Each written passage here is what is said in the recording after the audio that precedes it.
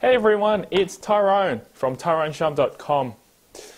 I want to share with you today a really common question I get all the time. And this is usually for the newbies who are just starting to outsource. As like me, I've been through, and when I first started looking at outsourcing my business, outsourcing all my tasks and getting people to do work, I go, okay, who should I outsource first to? Or where should I find the first person? So I want to answer that question is, who should you hire first, or who should you outsource to first? And there's many options or many ways to go about this, but I'm going to give you just two simple options. The first thing is I would firstly look for someone to work for you full-time. Don't hire any contractors, don't hire anyone who's just going to be here that's just doing one-off tasks, because once you spend your time training them, you're going to lose all their skills. So that's the first thing, hire someone on full-time.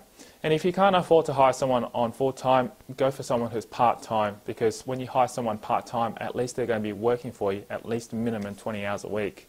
When you've hired someone full-time, it's 40 hours a week, and they're going to be managing your whole business for you, or managing a lot of your tasks that you're currently doing yourself.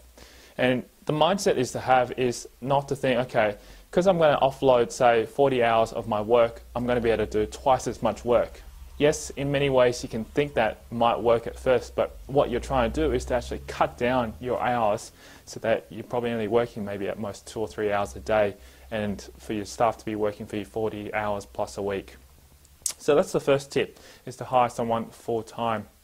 The second thing that I recommend you do is to hire someone specifically for a skill. Now, every single person out there that you're probably looking for has different skills, and they could be focused on, say, for example, being a virtual assistant, being a programmer, being a writer, and so forth.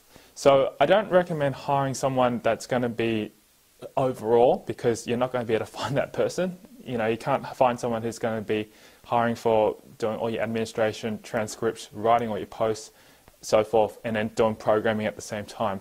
That person doesn't exist, because that person is basically going to be you. So I recommend, if you want to get someone who's just going to start doing some of your administration work, such as posting your blog posts onto your blog, handling your emails, just general overview of handling all the day-to-day tasks that is very automated and also very monotonous, hire a virtual assistant. And that's what I did from my experience. My first virtual assistant I hired was actually from India.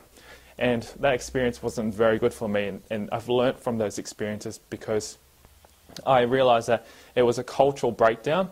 I'm not going to go into the story about what happened there in terms of my experience with hiring a virtual assistant from India, but once I actually got and found someone from the Philippines, my first virtual assistant from the Philippines, I had an absolutely amazing time with them, and they've been stuck with me for as long as I've been running my business. So I've been very happy and exceptionally proud that what they've done, the kind of work they've put in, and the loyalty that they have for me has been of high value. So if you want those kind of things and offload those kind of things, I firstly recommend hiring a virtual assistant. And they'll give you just a quick way to be able to let go of all the day-to-day things that are probably taking your time. And no doubt you might be thinking, oh, blog posting might not just take me only about half an hour just to put it up myself, or to render a video, putting a video online for me might take only 10-15 minutes or so. Well, you add that all up and you have multiple things of these kind of things to do, it adds up to your time. And you should be spending a lot of your time that you have to be focusing on dollar productive activities, like building relationships with leading people that would be able to help you refer business. Or you should be spending more time developing and marketing and advertising your business to get more leads to come through. So those are the things that you want to probably consider, and you can eventually outsource all these things as well, but if you're just starting out, like how I was, a virtual assistant would help you there. So that's just something where I would go, and then as soon as you build your team and you've trained the first one, then you can get your person to train your second person, and so forth. And you probably start to develop a team that you can rely on and heavily outsource all your work to.